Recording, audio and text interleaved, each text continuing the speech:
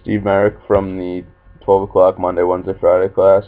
And this is my Charlton Business Story video book review. Connecticut native Earl P. Charlton was a pioneer in American business and stock market. He revolutionized the way the market was studied, with lifelong friends defining the first real national merger, supplying a quantity supplied in excesses of millions in cost of goods, but had a previously unimagined turnover of 42 days of good. Born in Chester, Connecticut on June 19, 1863, and died on November 20, 1930, Earl Charlton lived to be 70 years old. His whole community mourned his death, and is still recognized today by the buildings in Charlton College of Business.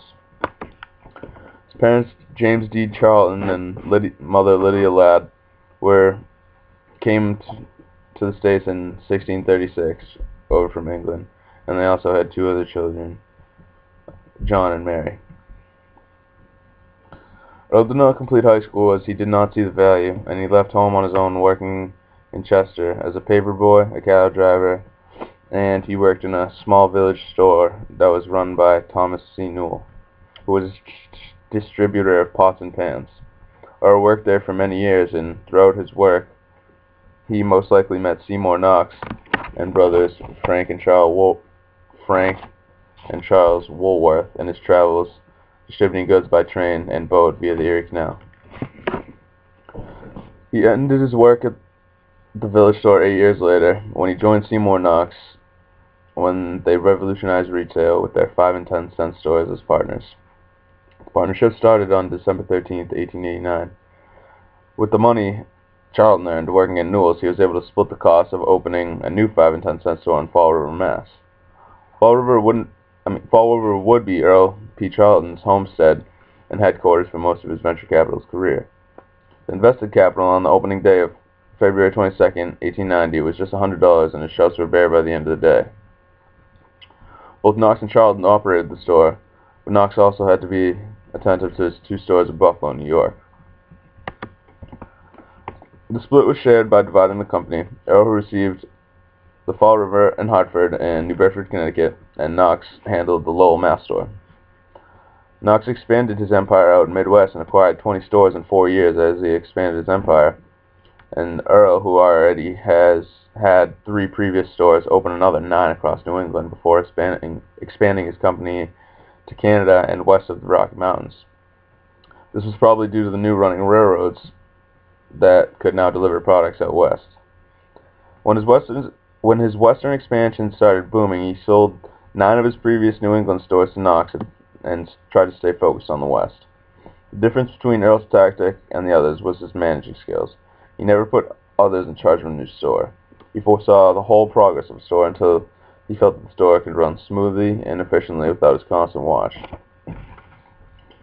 Knox, on the other hand, found it easier by purchasing already established business and putting a title to it. By the end of the decade, 1910, Knox alone operated 111 stores compared to the 53 stores his soon-to-be partner Charlton owned. On June 14, 1907, E.P. Charlton & Co. was incorporated in Connecticut and authorized issue of stock valued at $200 million, which is divided at 20,000. Knox, on the other hand, kept expanding his empire until he had double the amount of capital stocks and shares to distribute E.P. Charlton & Co.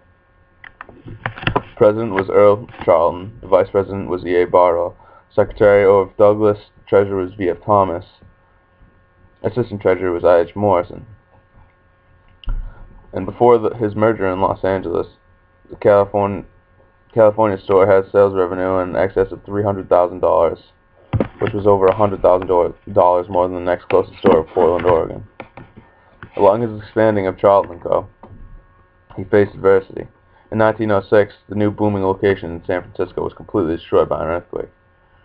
Earl received a cross-coast telegram that his store was in ruins, so he quickly took action and gave instructions to open a new San Francisco store on a new purchase location, as he knew the people of San Francisco had high demand of a new store. Charlton also succeeded in opening stores in places that American business hadn't ventured to. 4 of his top 10 stores were located in Canada and had sales in excess of $100,000. Future partner of Woolworth, though, which was Charlton's future endeavor, Capstein, entered Charlton's shop in New Bedford and was offered a part-time job in the store. After being a loyal partner to Earl as his right-hand man, starting out his first store, he decided to go into venture capitalism himself. On December 15, 1911, after many long months of negotiations, the Woolworth Co. was incorporated. The reason for the debate was that Frank Woolworth's stubbornness to agree upon a common name and interests, the sense he had the initial day of the merger, that the company should be founded in his name.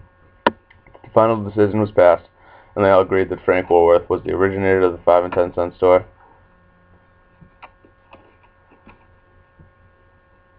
and that the merger of all the stores should be under his name, and deeming Frank Woolworth was the president, while the rest, Charles Woolworth, Fred Kirby, Seymour Knox, and Earl Charlton, were all granted titles of vice presidents of the company.